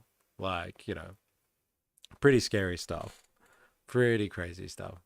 Ally yourself with other authoritarians, and this is certainly what Orban did, like Vladimir Putin, and support his effort to undermine European democracies and attack sovereign countries like Ukraine. It certainly sounds familiar here as well. And 10th, above all, get the public to believe all this is necessary and that resistance is futile. So that's the playbook developed by Viktor Orbán, and a playbook that I think now sounds very familiar in terms of almost 5 weeks of the Trump presidency. But to get a sense of Orbán's influence elsewhere in Europe, let's look at what's happening where democracy is struggling in many other parts of Europe. There's bad news in Austria, where a political party founded by former Nazis will soon be part of a new coalition government this year, headed by a leader who has ties directly to Putin and opposes European support for Ukraine. A similar right-wing nationalist government has taken over next door in Slovakia, in both cases influenced very much by the Orbán playbook. Europe's three biggest countries, which are perhaps the most important ones to focus on, Italy, France, and Germany, all have swung to the right, as you've heard earlier. But so far, they are still very much democracies. Italy has a far-right government headed by Prime Minister Giorgia Meloni, who's followed parts of the Orbán playbook, but has been pushed toward the center and has softened her position on the hot-button issues of immigration and Ukraine. In France, the far-right party of Marine Le Pen won last year's parliamentary elections, but a coalition of opposition parties, prodded by Emmanuel Macron, united to defeat her, to deny her a parliamentary majority last year. Their resistance will be tested again by new elections in June, and it's uncertain what at this point the outcome will be. In Germany, perhaps most importantly, and certainly most imminently, given the fact that the elections are tomorrow, the center-left government headed by Olaf Scholz fell at the end of last year.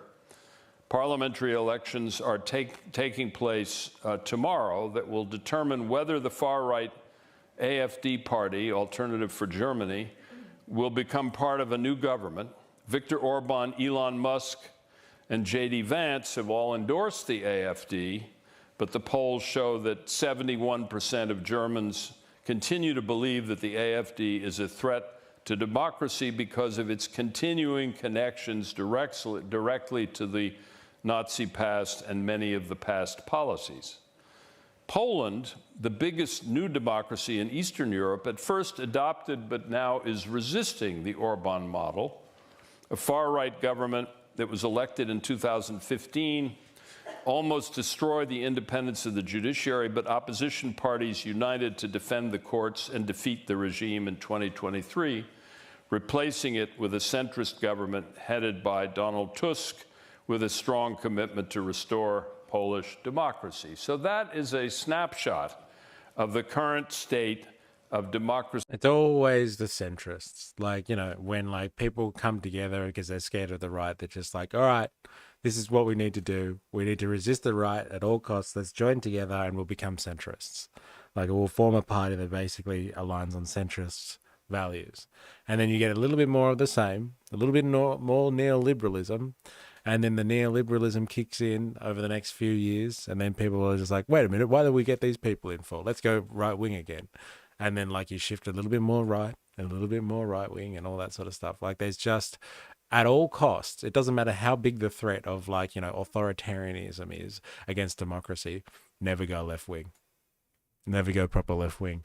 Because going proper left wing and giving power to institutions that derive their power from like, you know, giving power or empowering the working class is never the answer in a capitalist society. That's how you know that you're still living really in a capitalist mode of production where like, you know,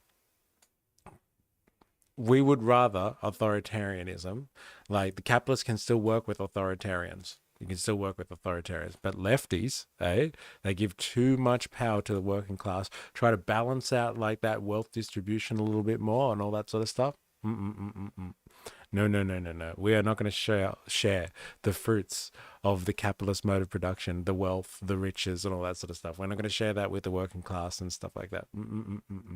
No, thank you. Give us authoritarians any day. Democracy is not that important to us. And so, like, yeah, you give to a bunch of centrists that make the same old neoliberal style business decisions and, like, further erode the institutions that, like, further like make people angry with governance and stuff like that, who turn more and more people to like the right. Like, you know, this feedback loop is incredible, and like, you know, all in the name of making sure like the lefties don't get in power. That's for sure. A ratchet effect. Yes, I find the whole topic of Mark of the Beast being pretty similar to today's climate. Mark of the Beast? I don't know that one. I wonder if it's related to the line that we use a bit here, which is about starving the beast, which is like a big play in the neoliberal political climate, which is just like, you know, erode government services, basically, and then turn around when government services aren't working and people are upset with government, say like, see, look how shit the government is. This is why we need to privatize everything. Oh, in the Bible, it's about people who have the mark controlling things. Interesting.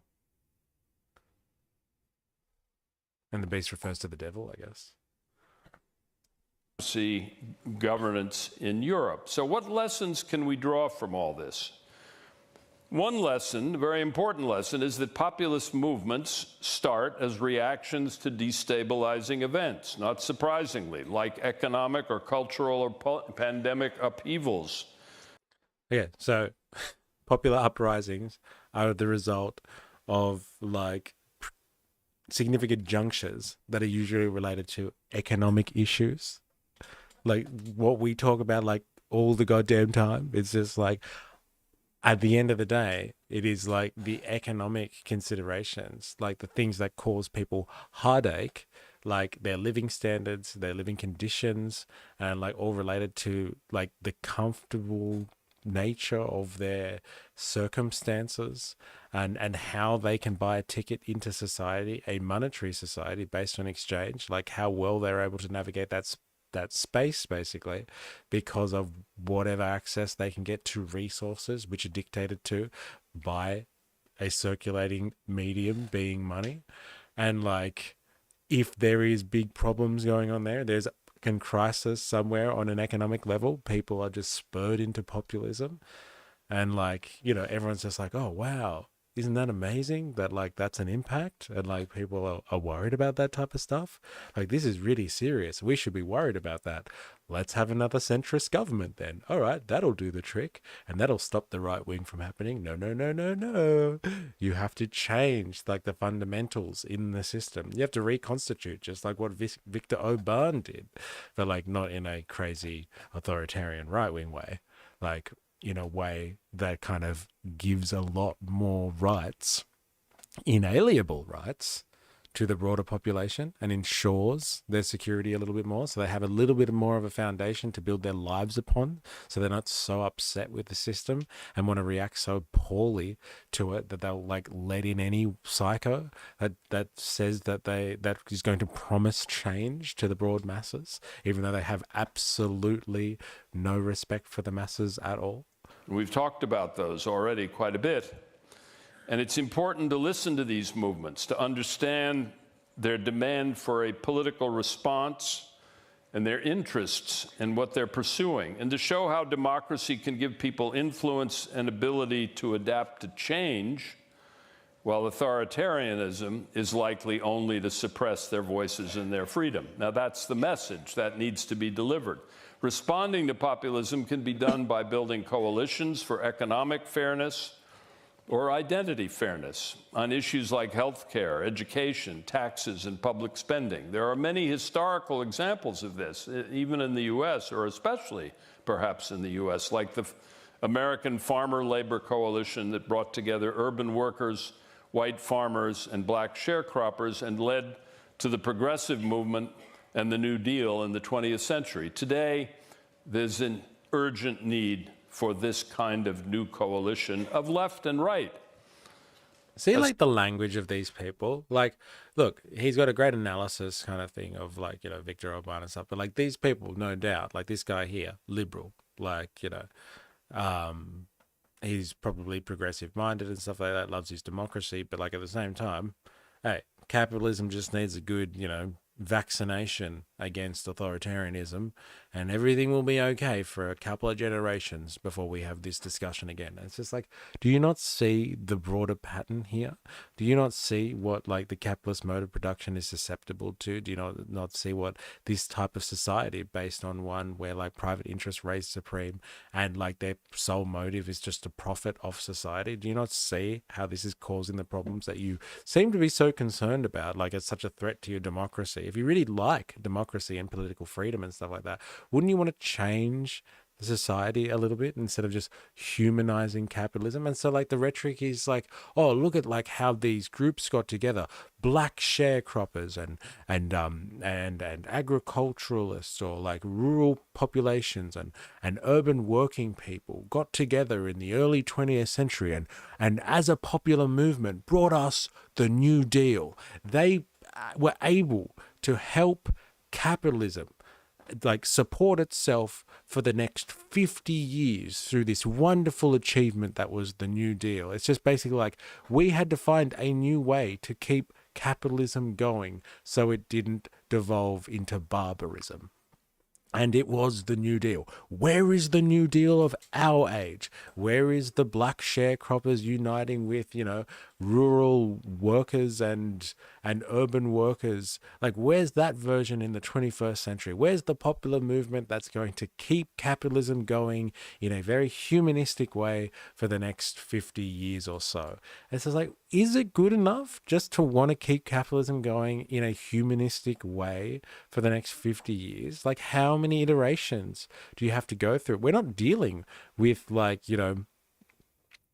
people that control Wall Street, and like robber barons that control like the steel industry or the oil industry or something like that. We're not dealing with robber barons anymore. We're dealing with techno-feudalists and like network state ambitious surveillance capitalists who not only control the mechanisms and like are the richest people in society right now, that control the mechanisms of like technology and technological progress that binds all of the capitalist class together, but like they also control the information too.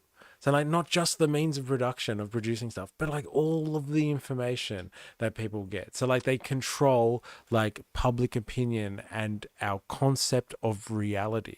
Like this is a very, very new way of doing capitalism. And so like, a movement where like, people get off the farms and march to the city centers and demand change and stuff like that. Like people don't really exist in the public realm anymore, and like they did 100 years ago. And so to expect like a large popular movement that's going to give us a new deal is very far-fetched, if you ask me. And like it's just a very liberal way of thinking. It's just like, it's not the system's fault. The system's fine. It just needs to be kind of, cleaned up a little bit. We need to get rid of this authoritarian thinking and go back to like the good old days where like, everybody prospered under capitalism or something like that. Vaccinated capitalism is a sick punk band name. It's pretty good actually. Vaccinated, fully vaxxed caps. Yeah, it's an interesting idea, but like, that's all they stand for is like, fascist vaccinated capitalism. I find the whole topic. Oh, sorry, we've already read that one. But yeah, this is my problem with the way that these guys think. Well, if the system is broken, shouldn't you ask yourself why it's broken? Yeah, like why do they never have that philosophical leap? Like it's always like it's just this far in front of them. Like, let's just think here, not over here.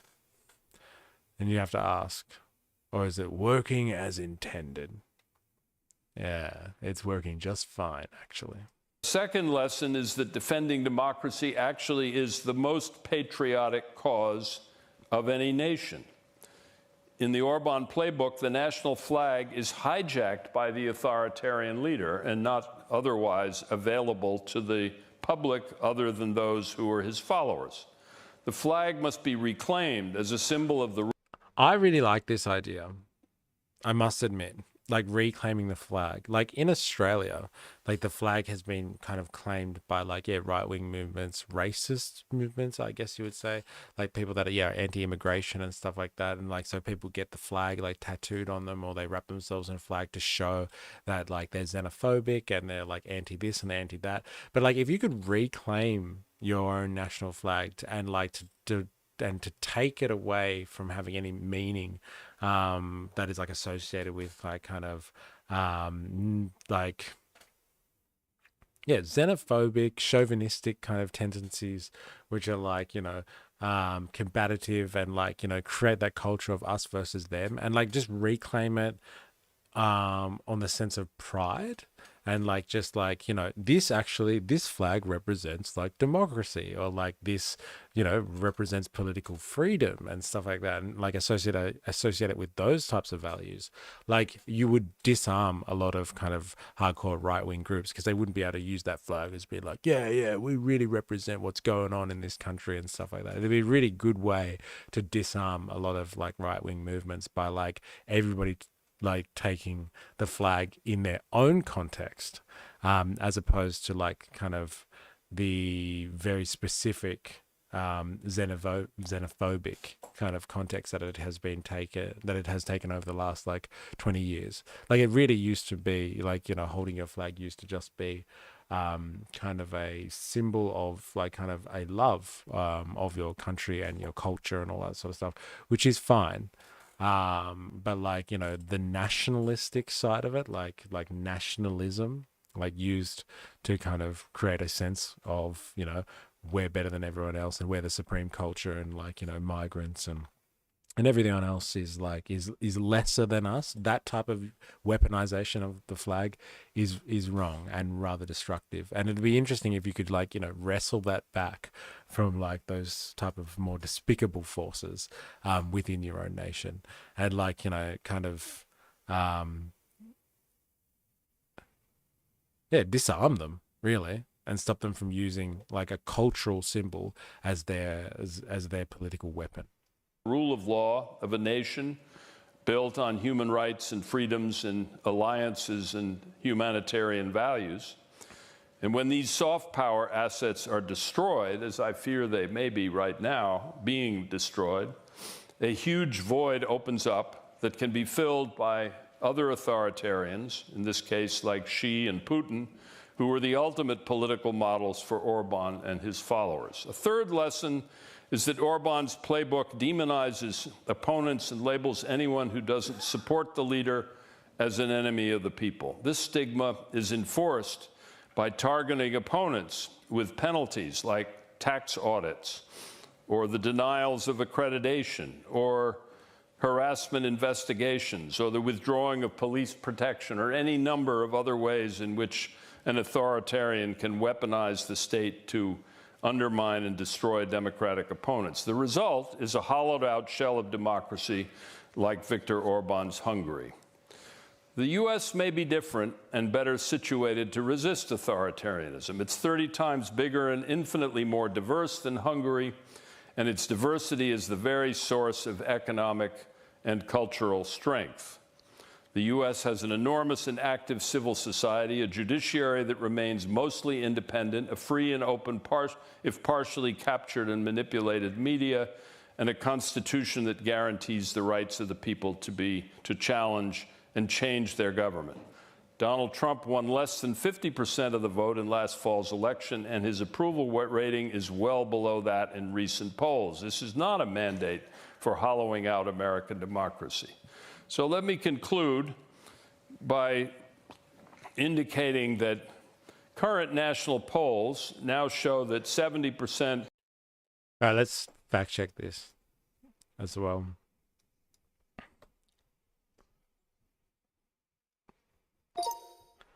How much of the popular vote did Donald Trump win in the last election?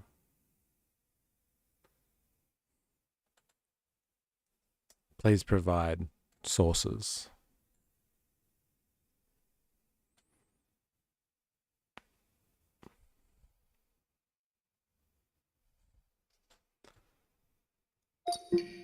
In 2024 presidential election, Trump secured approximately 77.3 million votes, accounting for 49.8%. Oh, hey, less than 50% of the vote, eh? Hey, this guy doesn't believe in rounding up, that's for sure.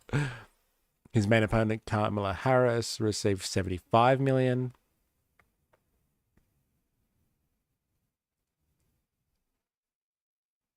Notably, this election marked the first time since 2004 that a Republican presidential candidate won the national popular vote. That's interesting.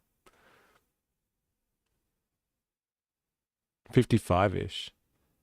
80 million didn't vote. Yeah, I really don't like that system. 55-ish. Yeah, it's funny, right? Because like you hear these liberals, right? They're always just like, he didn't win the popular vote, man. He didn't get 50% of the votes, like kind of thing. And then like you hear like, you know, hardcore MAGAs and stuff like that, and you're just like, the people have spoken, like kind of thing. We got the fucking majority, like, you know, really, really passionate about it.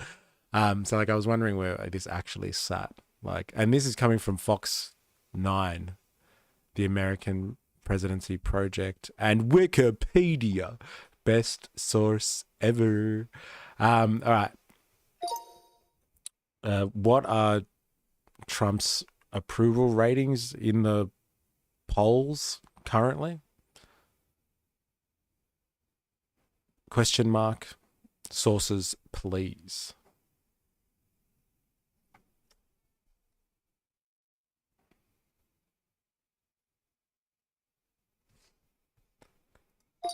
So CBS News and YouGov survey. So it found 48% of respondents approve of Trump's economic management, 52 disapproved, notably 64%. He wasn't focusing enough on reducing prices of goods and services. Ooh, whoa. Economic concern. How'd you get in there? A Gallup poll, 47% approval rating for the president. Increased approval among Republicans, conservatives, and men compared to the start of his first term. Showed an average approval rating of 47 and disapproval of 49, resulting in a net of disapproval of 9%.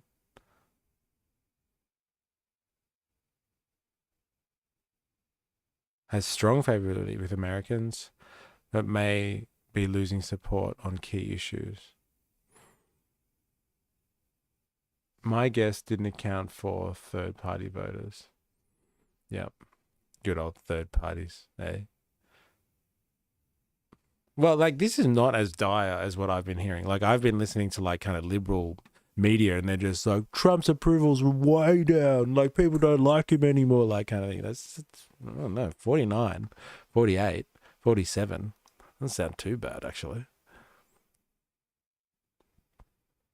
People aren't that pissed off at the moment. Of Americans do see democracy, and I know it needs definition, and we've been in the process of defining it today, as a core American value. Resistance to the assault on democracy is not only possible, it's essential. And it can work, as shown by the rapidly growing number of successful lawsuits that have been brought against Trump's, pending lawsuits that have been brought against Trump's flood of executive dictates, and the grassroots mobilization of civil society groups across the country. Defending democracy is a long game. For 2.5 centuries, Americans have organized and fought to expand the right to vote, to achieve equal protection, oppose intolerance and political violence, gain freedom of speech and religion, and guarantee due process of law. These goals may seem now to be blocked by the Trump administration, but the U.S. is not Germany in the 1930s or Hungary in 2025, because citizens across the country can begin to act and are doing so to resist authoritarianism. Resistance is hard work and sometimes may seem futile, but every act counts, and many acts together can make a difference. 6 decades ago in South Africa during apartheid, Robert Kennedy eloquently described how this can happen. The original Robert Kennedy. And I'll end with his eloquent words. Each time a person stands up, he sends forth a tiny ripple of hope, crossing each other from a million different centers of energy and daring. Those ripples build a current that can sweep down the mightiest walls of oppression. So those are the marching orders for those who would save what they believe to be a grave threat to democracy in America, and also in Hungary, where there is perhaps less hope, but we hope nonetheless. Thank you.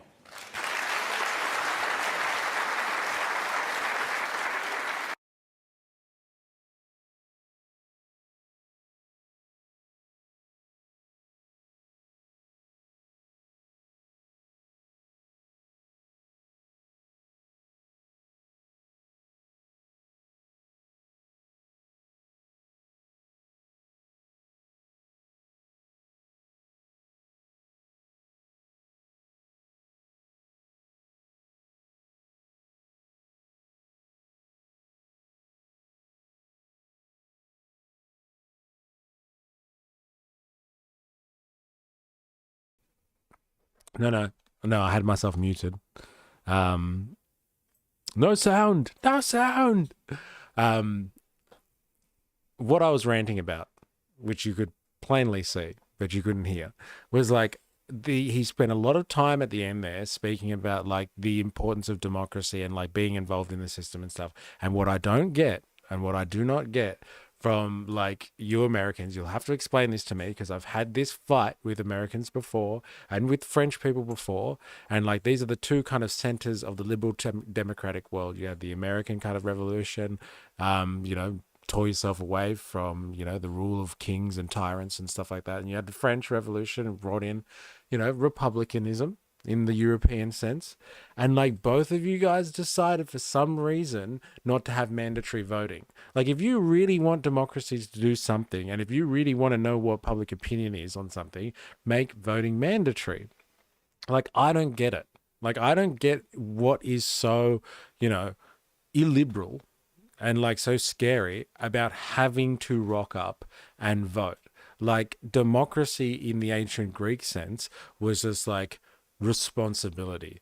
You want to live in a society where people get to decide stuff politically, well then you vote. Even if you don't have a fucking opinion, you rock up and then you write, you know, you draw a dick on your ballot paper or something like that and say, go yourself, political establishment, I'm upset. That's a form of voting and it's a form of expression. But like at least you have to get your ass into gear and vote. I just don't understand. Like I would bet my life on the fact that if those 80 million people that Jag sent didn't vote or something like that, voted, America would be a very different place. And maybe third parties would mean something, and you wouldn't have kind of this kind of like basically two-party system that exists in the US. Like I don't get it. Like the best arguments that I've heard from the French or from Americans and stuff is just like, it is our right to choose. And it's just like, all right, well, choose to vote and like, you know, donkey vote, as we call it in Australia, where you get up and you decide like to write nothing on the ballot paper or something like that. But you must get involved. You must get involved. If you really want to have a functioning democracy, don't allow a Cambridge Analytica scandal to happen and like have your tech bros that can literally convince large swathes of the voting population to not rock up and vote. Like not allow your media to convince people not to vote, and like have your political institutions, your education system, your whatever, like it contributes to the indoctrination of the average citizen to be like, this system doesn't really represent you anyway. The system's pretty screwed up, isn't it? Like, why even bother? Like, that is like antithetical to democratic thinking, I think. And like, I'm all for mandatory voting because people are fucking lazy. I know Australians, and like, if you didn't have mandatory voting, none of them would rock up to vote. Like, none of them would rock up to vote, I reckon. I don't know. Let's find out. The French are insufferable, though. Take them with the grain of salt. Well, that's a good point, I guess. What country first made voting compulsory?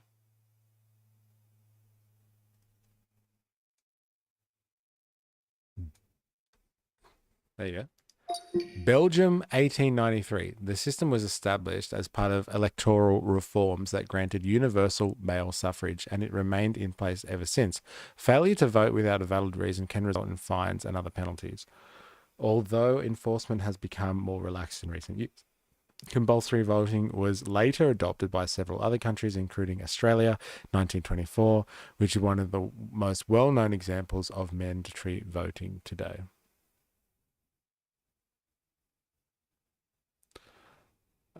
1893 is way after the DOI. What's the DOI? There's way too many acronyms to keep up with.